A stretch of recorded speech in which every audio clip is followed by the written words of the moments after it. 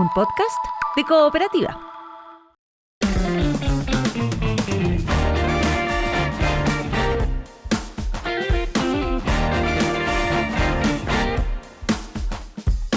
Bueno, como decía, vamos a conversar sobre las mujeres y la educación. Hemos estado conversando desde varios puntos de vista, la situación de las mujeres en Chile, en el mundo, a propósito que se viene el Día Internacional de la Mujer, estamos en la Semana de la Mujer, en el mes de la mujer, y todos estos temas son bien interesantes para reflexionar.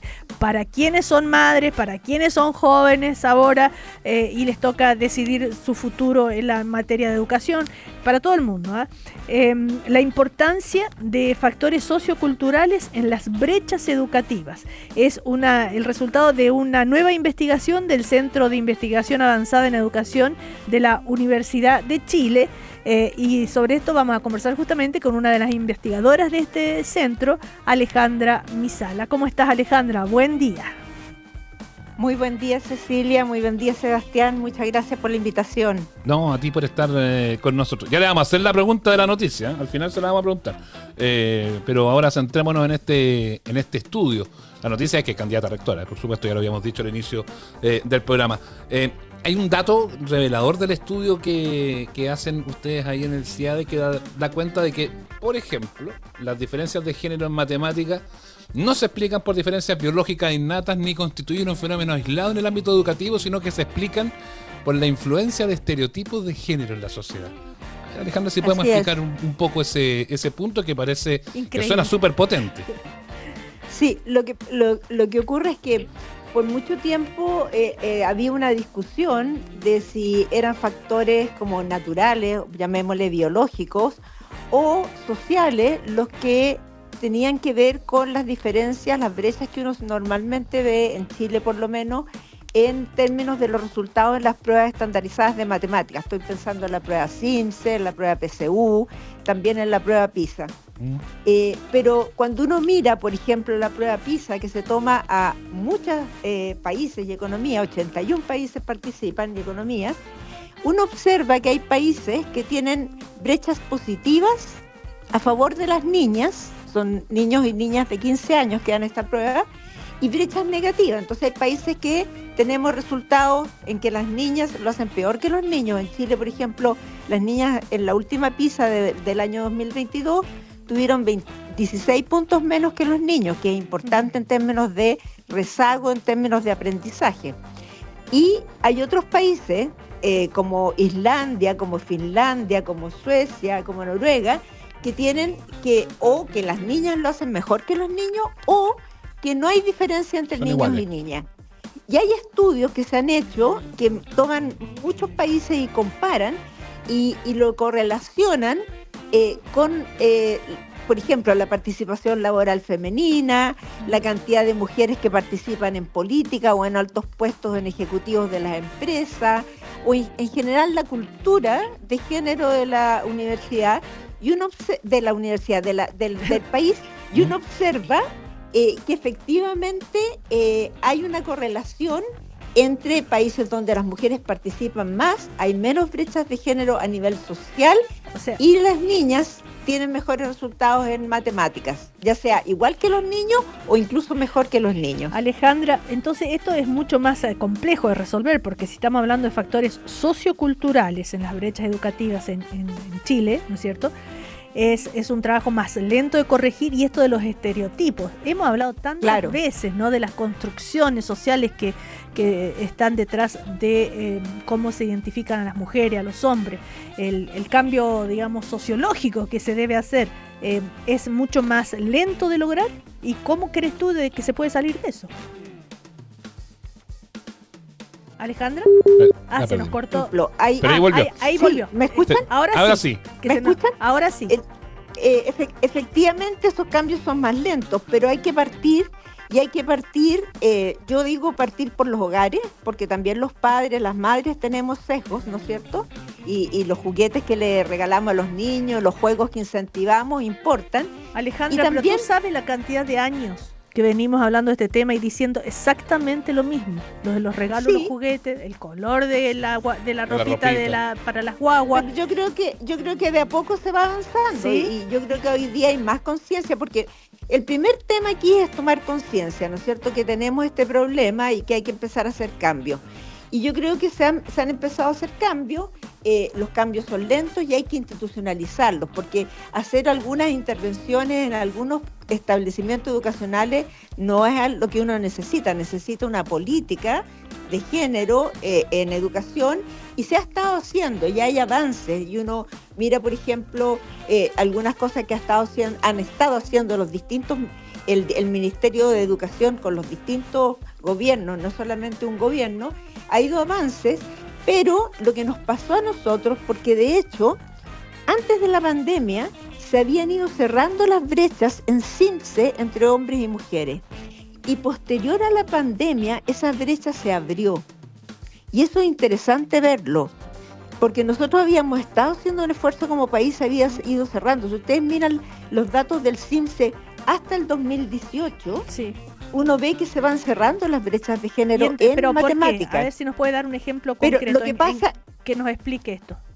Lo que pasa es que durante la pandemia, los niños y las niñas estuvieron en sus casas, y obviamente en los hogares también hay ciertos estereotipos, y probablemente las niñas tuvieron menos tiempo dedicada al estudio, y las matemáticas necesitan estudio, necesitan perseverar en su estudio, y eso generó que efectivamente en Chile en general, el cierre de las escuelas, que fue muy amplio, aumentó las brechas de género en el progreso en matemáticas. Pero yo digo, los que si tenían menos tiempo para estudiar, era tanto los hombres como las mujeres. Claro, pero no es así, no es así, porque muchas veces las labores de cuidado se le dan a las niñas en las casas y no a los niños. Y por tanto la casa puede ser perfectamente. es una mala influencia la casa a la hora de luchar contra los factores socioculturales. O sea, de lo las que brechas de yo género. estoy diciendo es que esto es la escuela, son los hogares, es en distintos ámbitos que uno tiene que trabajar. Y lo que uno observó, como decía, en la pandemia, es que la brecha se abrió, y de hecho, los últimos CIMSE, ustedes ven, hay una disminución en general de los puntajes que se han ido recuperando, por cierto, con bastante fuerza, pero todavía hay brechas de género en matemáticas, Ya. y eso significa que hay que hacer un esfuerzo mayor hoy día, es una gran tarea que tenemos, de cerrar esas brechas de género. Por tanto, el tema de género, más allá del tema de si estoy tan de acuerdo o no estoy tan de acuerdo en la importancia o en otros temas que ustedes han estado conversando en la radio, yo escuché en la entrevista que Cristina vio de este cansancio, pero más allá de eso, aquí hay un tema de aprendizaje de las niñas y de necesidad de que el país mejore sus resultados en matemáticas, y por tanto el tema de género es un tema pendiente en educación hoy día, precisamente por lo que estoy diciendo. Okay. Fíjense, pero déjenme decirles una cosa. Solo los niños de nivel socioeconómico alto evitaron las pérdidas de aprendizaje durante la pandemia. Los niños también perdieron aprendizaje, los niños también, Sí. solo que en las niñas fue mayor. Es bien llamativo eso. Ahora, a mí todo este tema que hablamos de los estereotipos da cuenta y que está medido no solamente en lo que pasa en el minuto de las habilidades y de las expectativas, sino que después de las tomas de decisiones. Porque Claro. se afecta la autopercepción de las niñas sobre sus habilidades. Después viene eso ya cuando pasan a la educación media, viene la elección de los distintos cursos electivos que tienen y que las niñas no toman los de matemáticas, y después las elecciones de las carreras, es decir, apuestan quizás menos por la ingeniería que los hombres, simplemente Así porque es. está esa idea extendida de que, para dejarlo en súper simple, profesora, nos servimos para esto, somos malas para las matemáticas. Claro, se genera una autopercepción de que no sirve para las matemáticas, y eso es como una profecía autocumplida, ¿no es cierto? De que efectivamente, si yo siento que no soy buena para las matemáticas, hay una percepción de que me va a ir mal, y por ser tanto, si yo estoy en ese mundo, en ese pensamiento durante una prueba que tiene además, por ejemplo, como la PSU, que tiene altas consecuencias, obviamente que voy a tener un efecto en términos de mi rendimiento, porque parte de mi mente está pensando en eso, de que yo soy buena. ¿Y esa toma de decisión está medida? O sea, que efectivamente sea más por el lado humanista que por el lado matemático. Sí, nosotros hemos hecho 2 estudios. Uno, como tú sugerías, Sebastián, de cómo toman cursos electivos en enseñanza media, científico humanista, y efectivamente son, en el caso de los niños, tienden a tomar más cursos de matemática y de física, por ejemplo, y las niñas más cursos de lenguaje y de historia, geografía y en general ciencias sociales. Y eso después se refleja en la decisión sobre carreras.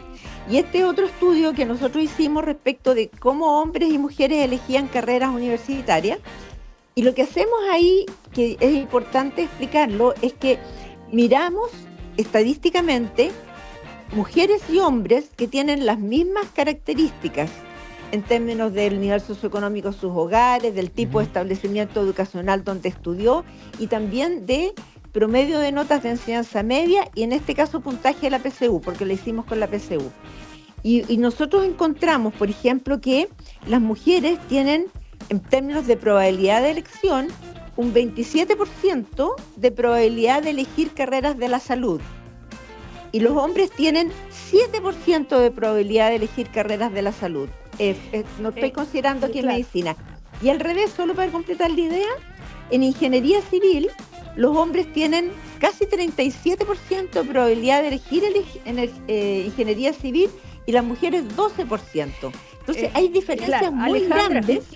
Pero ¿sí? Justamente a propósito de lo que estás diciendo, 2 preguntas. Esto después tiene relación directa a la hora de trabajar, porque las carreras, las personas que trabajan en el ámbito de la ingeniería o la tecnológica tienen mejores salarios quizá que las otras carreras que eligen las mujeres. Y lo otro que me llamó mucho la atención, que en escuelas de mayor nivel socioeconómico, las diferencias de género, la elección de las asignaturas electivas que estabas diciendo, son más pronunciadas.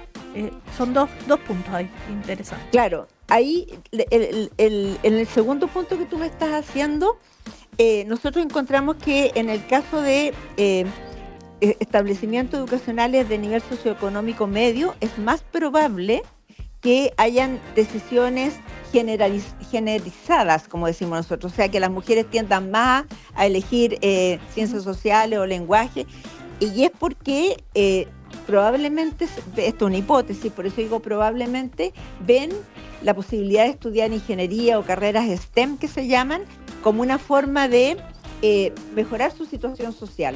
En el caso de En el caso del nivel socioeconómico alto, no está tan fuerte esa decisión de que necesito generar ingresos, mejorar los ingresos de mi familia. Esta es una hipótesis, repito, pero eso es lo que nosotros estamos entendiendo, porque encontramos esto y está bien marcado. O sea, STEM, para dejarlo claro, STEM, para dejarlo claro, es ciencia, tecnología, ingeniería y matemática. Claro. Entonces, esas carreras en el mercado laboral están más valoradas, tienen mayor empleabilidad, tienen mayores salarios, y arte, por ejemplo, no es el caso, ustedes saben, o carreras más bien humanistas. Periodismo.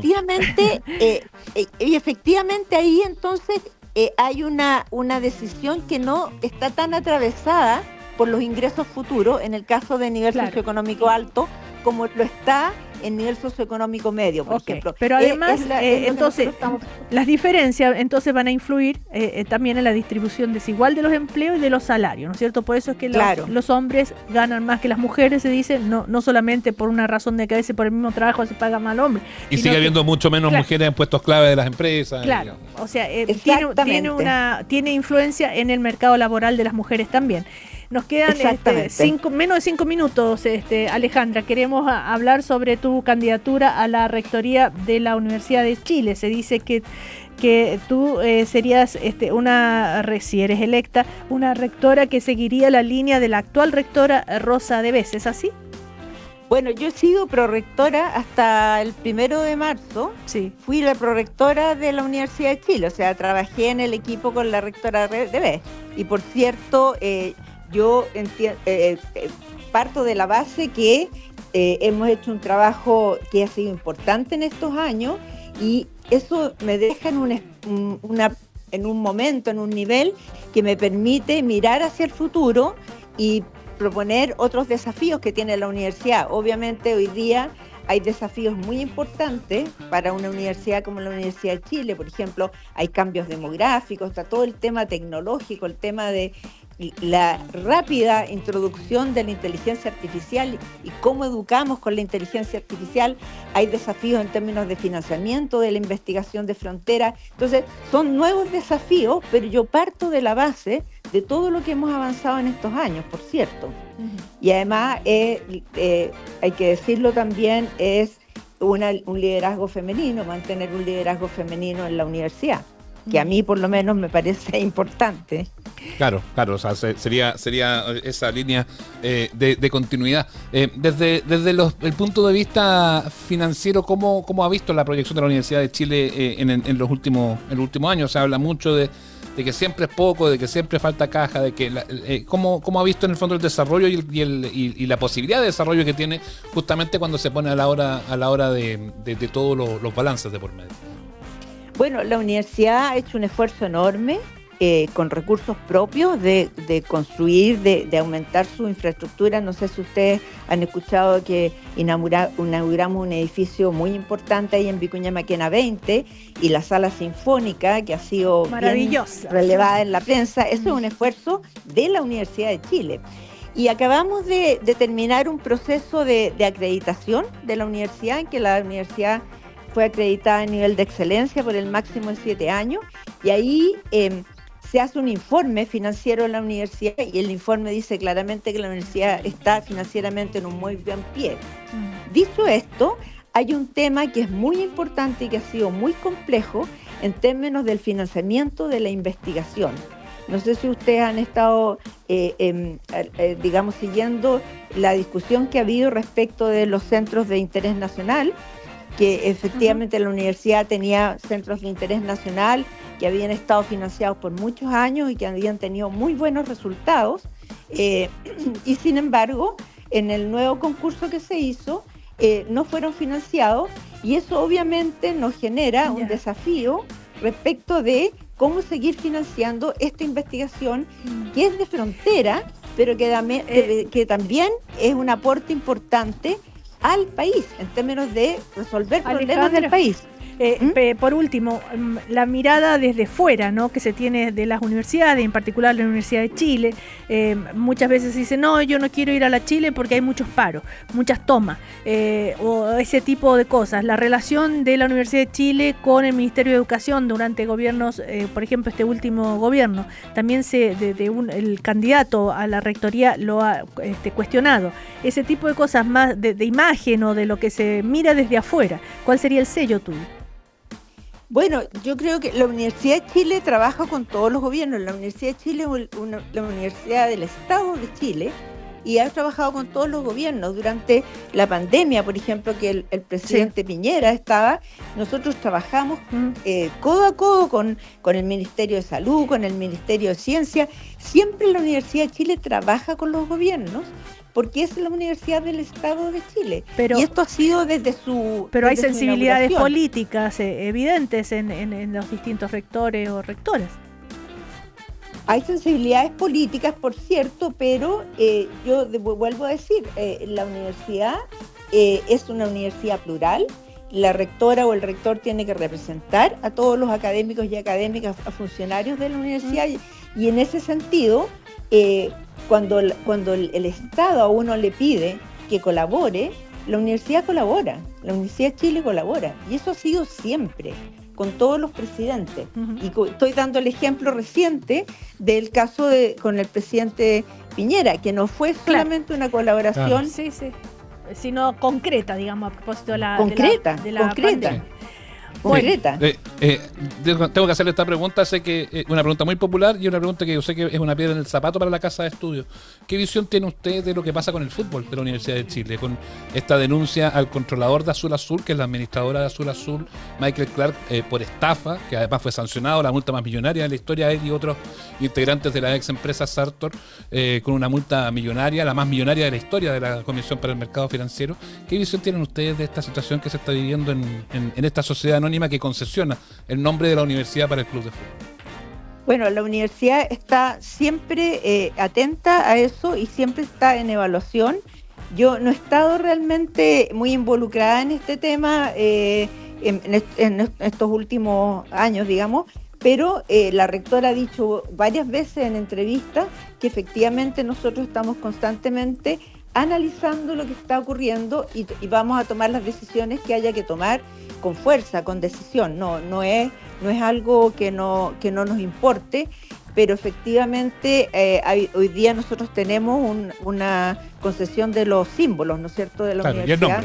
Con el nombre, sí, los símbolos, el nombre. Y efectivamente, pero es algo que nosotros estamos constantemente evaluando. ¿No le gusta que el controlador esté denunciado por estafa? Por supuesto que no. Por supuesto que no. Por supuesto que nos preocupa, y mucho. Bueno, le damos las gracias a Alejandra Misala, investigadora del Centro de Investigación Avanzada en Educación de la Universidad de Chile. Esta entrevista queda, por supuesto, ahí en cooperativa.cl. Hemos hablado de temas bien interesantes como las brechas de género en educación y también su mirada a propósito de su candidatura a la rectoría de la Universidad de Chile. Muchísimas gracias, Alejandra. Sí, quizá solo decir que también soy académica de la Facultad de Ciencias Físicas y Matemáticas de la universidad. Eso, así es. Sí. Ella sí no respondió al estereotipo y siguió con las matemáticas. Siguió, claro. Gracias, Alejandra. Que estés muy bien. Y éxito. Muchas Y éxito, gracias. que le vaya bien. Estás escuchando el podcast de Una Nueva Mañana, una presentación de cooperativapodcast.cl. A propósito de que Claudio Vergara nos va a hablar sobre los artistas que no pueden olvidar a Chile, les estamos preguntando a nuestros auditoras y auditoras qué artistas que Chile no puede olvidar. Al revés. Escuchemos. A ver. Hola, Emanuel. Para mí fue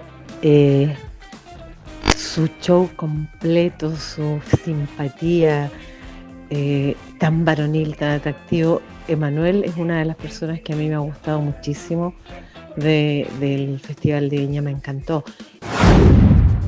Ya, Mira. un inolvidable para ella. Claro, los que pasan por Viña a veces marcan mucho, ¿no? Sí. Se quedan en el recuerdo. Chile. Se respira amor. Bueno, dijimos que se respira amor. todo esto a propósito de que Claudio Vergara nos va a comentar sobre esos artistas que no pueden olvidar a Chile, como el caso de Bad Bunny. Todo parece indicar, a propósito de lo que posteó esta semana. ¿Cómo estás, Claudio? Buen día. Buen día, Cecilia y Sebastián, ¿cómo les va? ¿Qué tal? Bien, todo bien. Bien. Qué bueno, me alegro. Yo primero apostaba que estaba vendiendo humo el muchacho, pero... ¿Y qué puede ser? Porque son medio vendedores de humo, van a andar con cosas muchas veces los artistas. Pero ¿por qué con Chile, Claudio Vergara? Hasta se especuló que estaba de vacaciones acá.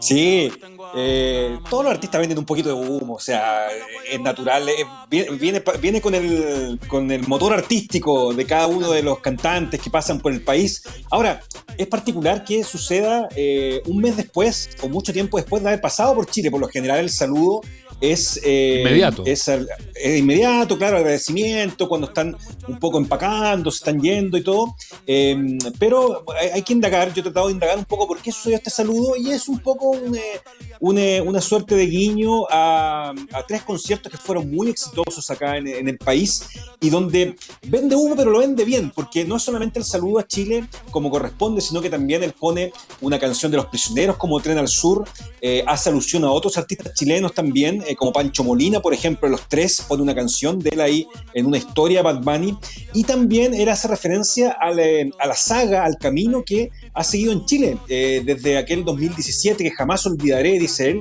que los visité por primera vez, haciendo alusión a las discotecas, al Teatro Caupolicán, hasta llegar a Viña del Mar, el Movistar y el Estadio Nacional. O sea, Bad Bunny tiene presente todos los eslabones que ha seguido para ser un número 1 en Chile. En ese sentido tiene presente cuál ha sido su camino y su derrotero en Chile, que probablemente en otros países no ha sido tal. En otros países Bad Bunny explotó de una manera distinta, no fue tan de abajo como fue el caso de Chile, y eso quizás le hace dar un guiño al país durante esta semana, cerrando ese mensaje diciendo que algún día cantaremos 120, una canción que se le pidió mucho cuando pasó por Chile la última vez, pero que no la cantó. Alcanzó, Una claro. canción una canción que nos dejó ahí pagando. Así que por ese lado Bad Bunny se acordó de Chile, como se han acordado muchos artistas de Chile. Oye, que no pueden sacarse a Chile de la piel, la verdad. Claro, pero ¿por qué llama además tanto la atención? Porque en este momento Bad Bunny con unos récords, el otro día, ayer leía de esto del Super Bowl, ya nuevas cifras de cuánta gente lo vio. Totalmente, es lo más visto en el Super Bowl, y es un artista que en este momento está en la primera categoría del pop mundial. O sea, es un artista de una categoría inconmensurable en términos de su fama, de lo que se escucha, y vamos a seguir hablando de él por mucho tiempo. Entonces, este guiño a Chile sin duda es singular, porque hay que ver si lo sigue haciendo en otros países por donde pasó, como Perú, por ejemplo, con otras naciones por donde pasó, pero es bien singular que lo haga con Chile, y yo creo que da para un poco averiguar y tratar de indagar en qué pasa con Bad Bunny, que se acuerda de Chile de una manera muy, muy sorpresiva, pero sin duda que la gente agradeció mucho que un artista como ese se acordara de Chile con todos estos guiños también, con una micro también que se ve pasando en esas historias que él muestra, con un video también muy especial. Así Bad Bunny no se puede sacar a Chile de su piel, al parecer, no se puede sacar a Chile de su memoria y de su recuerdo. ¿Y no será un guiño porque a lo mejor vienen más conceptos acá, o eso ya es exagerar un poco? Hay negociaciones, yo te puedo adelantar que hay gestiones para a lo mejor eventualmente hacer unos conciertos entre quizás un tiempo relativamente inmediato, no quiero dar plazos tan concretos, pero ¿este año, 2026? Así como para dar un marco. Posiblemente podría ser 2026-2027, así como lo hizo Shakira en su momento, Shakira en el momento hizo dos tandas. Hizo dos tandas, una en abril y una en noviembre del año pasado. Veamos qué sucede con Bad Bunny, pero es un artista que podría en un tiempo inmediato, debido a la fama que tiene en Chile, debido a lo rentable que es en términos comerciales, podría eventualmente tener una segunda parte de este tour. Hay que ver cómo se resuelve y todo, pero podría eventualmente volver. Y este guiño serviría un poco de eso también. Podrían haberle soplado Turista del Macha. Bueno, puede ser. Podría ser una opción. Sí, podría ser una opción, podría ser una gran opción, tomando en cuenta que esa es una gran versión, pero versión. Nunca ha estado muy registrada por Bad Bunny, parece que no. Oye, nunca la ha pescado mucho. Claro, a propósito de lo que les decía la cifra, la productora de el show de Bad Bunny en el Super Bowl dijo que la actuación obtuvo 4.157 millones de visualizaciones en 24 horas. Una locura. Una locura. No, una locura, increíble. Bueno, increíble. Ese hombre, con esas millones de visualizaciones, no olvida Chile. Miren ustedes. Ya, sigamos. Para que vean, somos inolvidables. Dejamos una huella por donde estamos. El Teatro Caupolicán es inolvidable. El Teatro Caupolicán con sus rincones es absolutamente inolvidable. Sí. Pero hay otros que tampoco olvidan a Chile.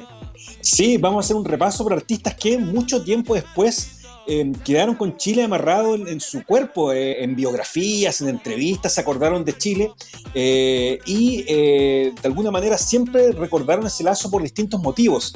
Uno podría apelar, por ejemplo, a que el artista que a lo mejor tiene el cliché más vinculado con Chile es Julio Iglesias, por ejemplo, que en algún momento dijo que le pondría a Chile un hijo, que siempre decía que Julio Iglesias siempre decía que los conciertos en Chile, en entrevistas, se lo iba a contar a los nietos, a los bisnietos. No sé si ahora se lo estará contando a algún pariente en estos momentos. Está medio funeque ahora. Tiene otras cosas por las que preocuparse Julio Iglesias en estos momentos, pero claro, tiene más de mito que otra cosa el caso Julio Iglesias. Pero, por ejemplo, le voy a dar un caso muy específico, que es el caso de U2, de Bono de U2, que el 11 de febrero del año 98 se presentó en el Estadio Nacional. Y en una autobiografía de U2, que se llama U2 por U2 del año 2007, que es una autobiografía bien abundante, enciclopédica, donde todos los miembros de la banda hablan de sus experiencias girando, de sus experiencias grabando discos, etc. Bono le dedica un párrafo larguísimo a cuando tocaron el año 98 en el Estadio Nacional. ¿Se acuerda? Sí. Patente. Voy a leer. Cuando tocamos en Chile pasó algo extraordinario. Las entradas eran demasiado caras para la gente. Claudio. Vamos a transmitir el concierto por televisión. Esto es una alusión. Claudio, espera, que se nos está entrecortando la comunicación contigo. Tan cara la entrada que se cortó la comunicación. Hasta cara a las entradas. Sí, hasta cara a las entradas llegamos. Ya, ahora sí. No, y Bono dice, las entradas eran tan caras que acordamos retransmitir el concierto por televisión. ¿Se acuerdan que el concierto se transmitió por TVN ese año 98 y fue visto por gran parte del país? Y pensamos, y ahí dice Bono en el libro, y pensamos que si todo el país podía vernos por la tele, deberíamos tocar Mothers of Disappear e invitar a las madres de los detenidos desaparecidos a subir al escenario. Dejamos 5 minutos para que cada mujer levantara una fotografía y gritara el nombre de su hijo o hija desaparecida. El público se dividió inmediatamente. Hubo abucheos, silbidos y aclamaciones. Algunos chilenos creían que Pinochet era un monstruo necesario para vencer al otro gran monstruo, el comunismo. Otros no querían hurgar en el pasado. Bueno, y después sigue un largo texto de Bono dedicado a Chile, que no sé si tenemos ahí la parte a la que él alude, me parece que tenemos ahí el audio, sí, ¿no? lo tenemos. A ver, escuchemos. Vamos, escuchémoslo. Tonight, I want to thank you. We want to thank you for letting us into your beautiful, beautiful country. And we wish you well for the future.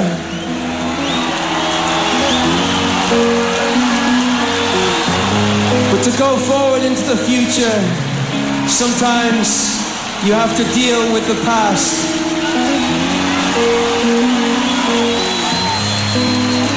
I ask you, Mr. Pinochet, I ask you,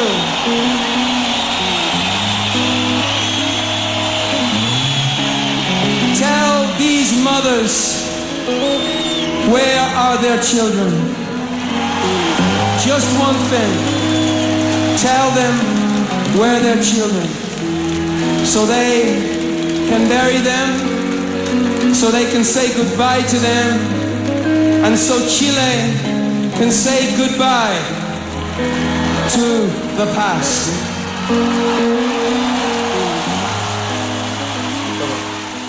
Ese es el momento donde Bono interpela a Augusto Pinochet y le dice, dígale dónde están sus hijos para que le puedan decir adiós y para que también Chile pueda decir adiós a su pasado.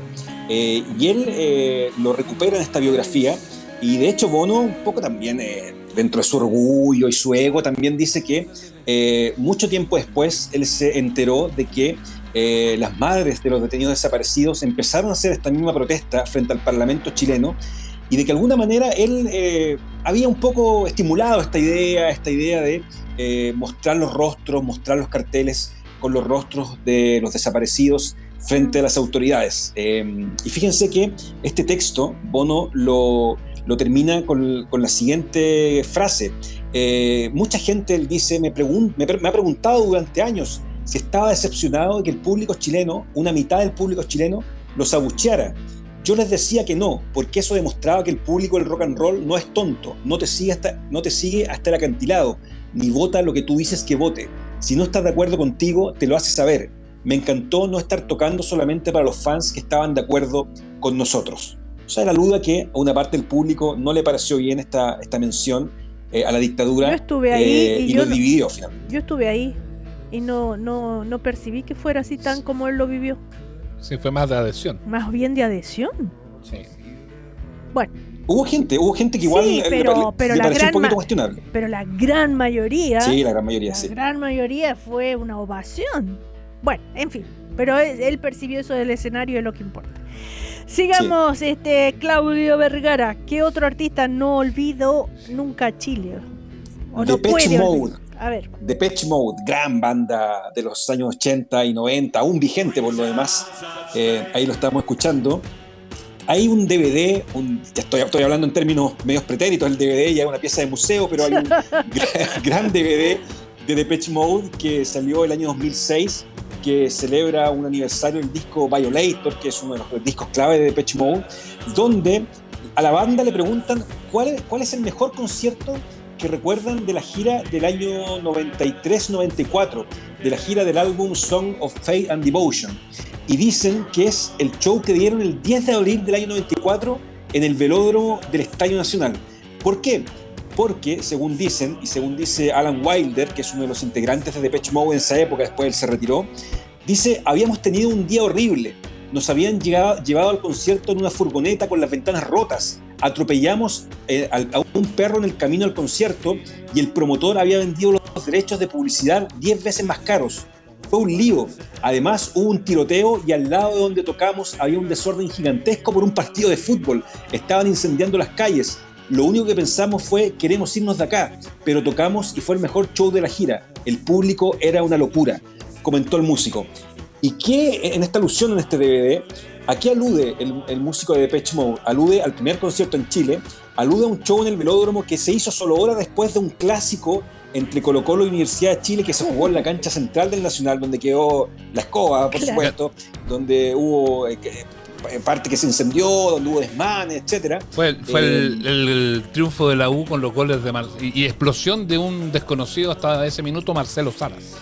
Mira, gran dato ese, gran dato. Y ellos recuerdan cuando iban llegando al estadio que por supuesto las calles estaban tomadas por los hinchas y había una locura total por el clásico, y eso les dio mucho temor.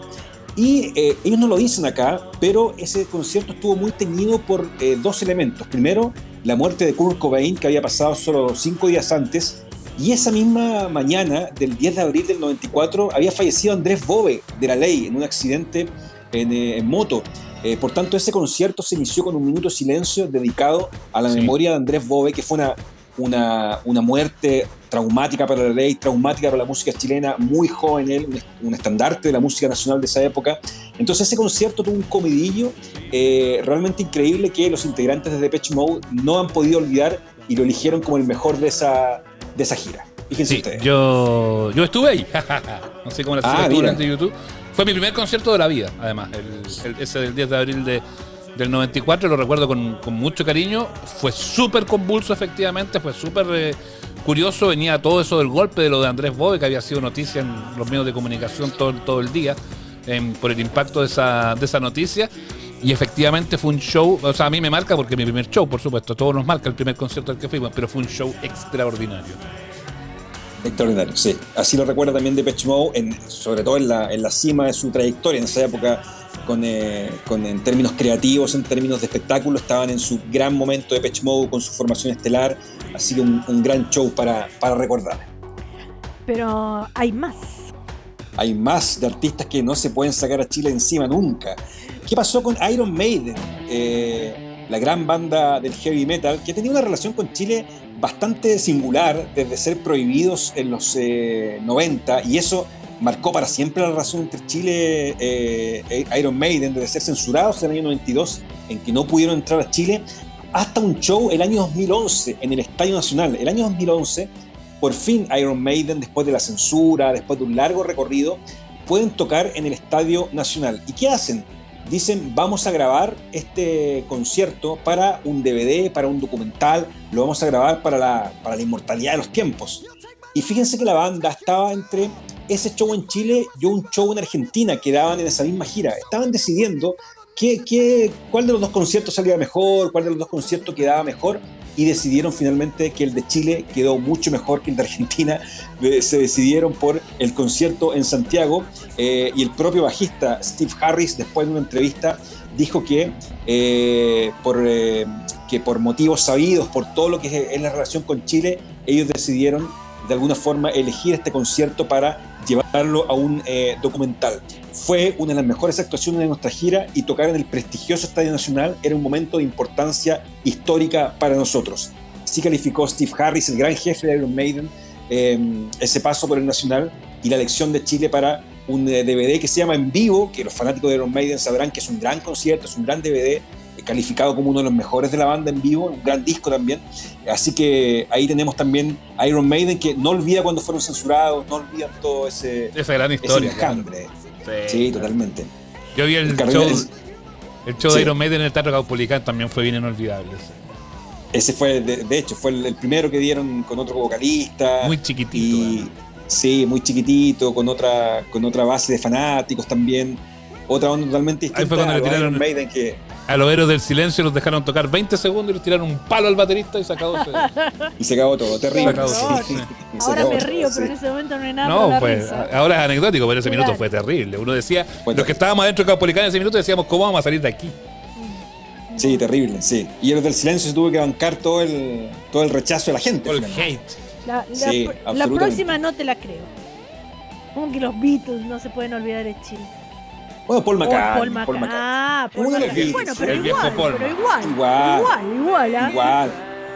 16 de diciembre del año 93, Paul McCartney da su primer concierto en Chile. ¿Se acuerdan de ese concierto en el Nacional que costó llenar, que hubo que canjear tapitas de una marca de cerveza para poder ver repleto el Nacional, y fue un momento complejo?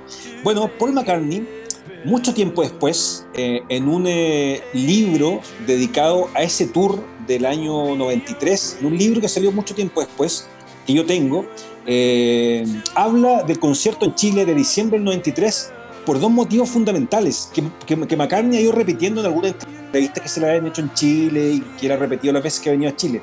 Ese show del año 93 fue el último que hizo con su esposa Linda Eastman, que es el amor de su vida, es la esposa con la que formó familia, con la que estuvo gran parte de su vida en los 60, 70, 80, que murió de un cáncer de mama en el año 98, a los 56 años, pero fue el último que ellos dieron juntos porque Linda Eastman era tecladista de su banda.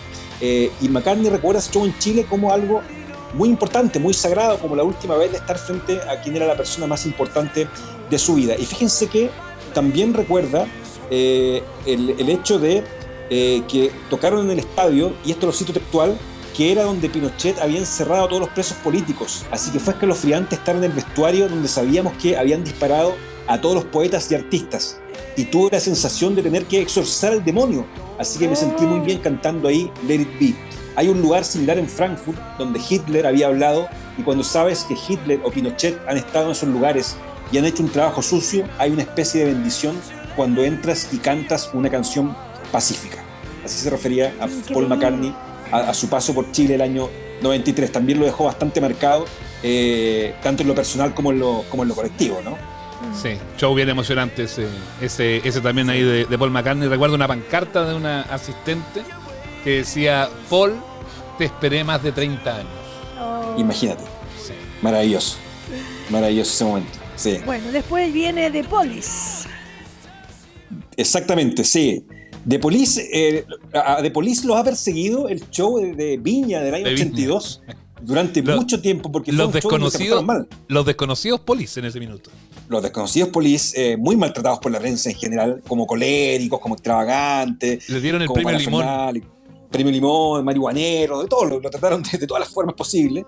Y vinieron en el año 82, y después la propia banda ha hecho alusión en entrevistas, ha hecho alusión en muchos momentos a ese paso por Chile que los marcó, en particular el baterista Stuart Copeland, que estuvo recién en Chile, estuvo en diciembre en Chile dando un show en el Teatro Municipal, y en entrevistas dijo que recordaba muy vívidamente ese paso, porque cuando llegaron al aeropuerto les pasaron a los Police, les pasaron banderas de Chile, de Inglaterra, y ellos la hicieron tira.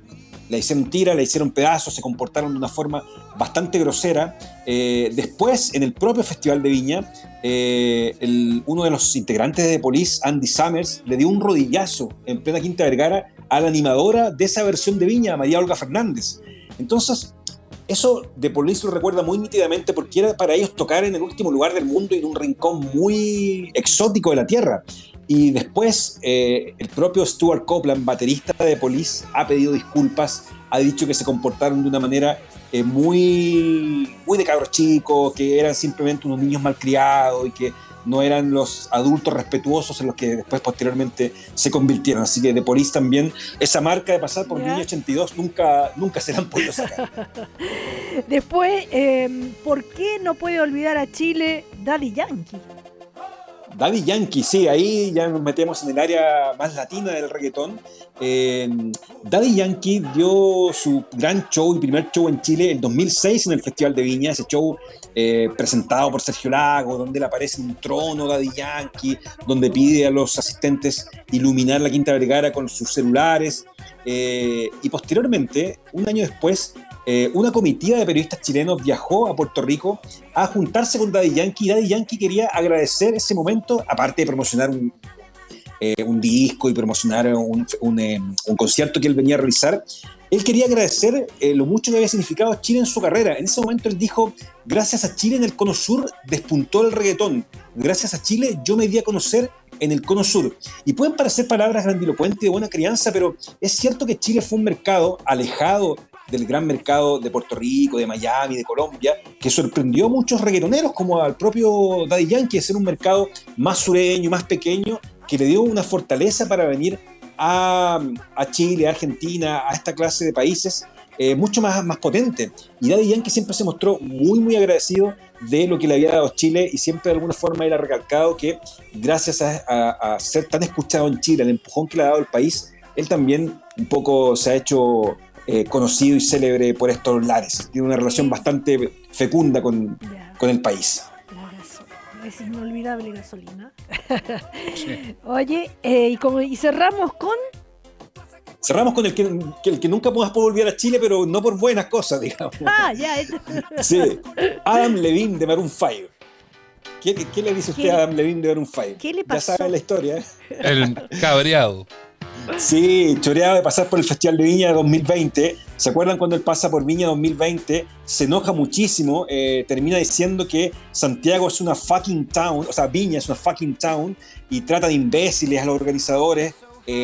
Termina gritando en backstage que esto es un programa de TV, no un concierto. Se va enojadísimo, y después, al día después, él graba un video donde pide disculpas por eso, y de hecho él se excusa diciendo que anoche tuvimos un show en el Festival de Viña que es como un rito de paso cuando pasas por Chile, que él no estaba conforme en términos técnicos con lo que había sucedido, que él siempre quería presentarse de la mejor manera, y pide disculpas y ofrece disculpas por esa instancia tan arrebatada que tuvo Adam Levine y Maroon 5 en ese paso por el Festival de Viña 2020. Por supuesto, los chilenos hasta hoy en su cuenta de Instagram le dejan recetas, nunca le han hecho y le han permitido que se olvide de ese instante. De hecho, cuando Pet Shop Boys pasó ahora por Viña, le fueron a recordar que así se hace, así actúa un artista anglo pasando por el Festival de Viña. Le fueron a pasar por la cara, digamos, el hecho de que Pet Shop Boys hayan sido un grupo bastante más respetuoso que lo que fue Maroon 5. Así que Adam Levine tiene también esa sintonía con Chile en términos negativos, de también nunca poder escapar de lo que pasó en ese Festival de Viña. Capítulo 7 de los diarios de Viña, los mañosos más mañosos del festival, está la historia completa, y logramos acreditar en ese reportaje con el equipo de Cooperativa Podcast que la manager de Maroon 5 llamó días después para pedir por favor si les podían mandar las gaviotas, que pucha, que se habían enojado un poco. Obviamente que les dijeron que no. Ya. No, tapa. Claro. No pasa nada. Bueno, Claudio, genial esta nota de todos los artistas que no han podido olvidar a Chile por distintas razones, la mayoría por buenas razones, salvo el último caso. Salvo el último mañoso, digamos. Sí, el mañoso. Culpa de él, sí. Gracias, Claudio. Buenísimo. Hablamos, un abrazo, estén bien. Hasta la Chao, próxima Claudio. semana. Chao.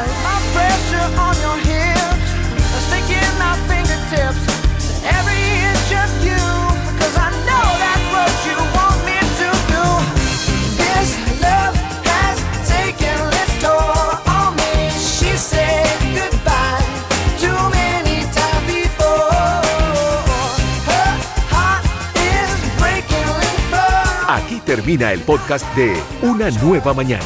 Cooperativapodcast.cl. Otra forma de escuchar Cooperativa.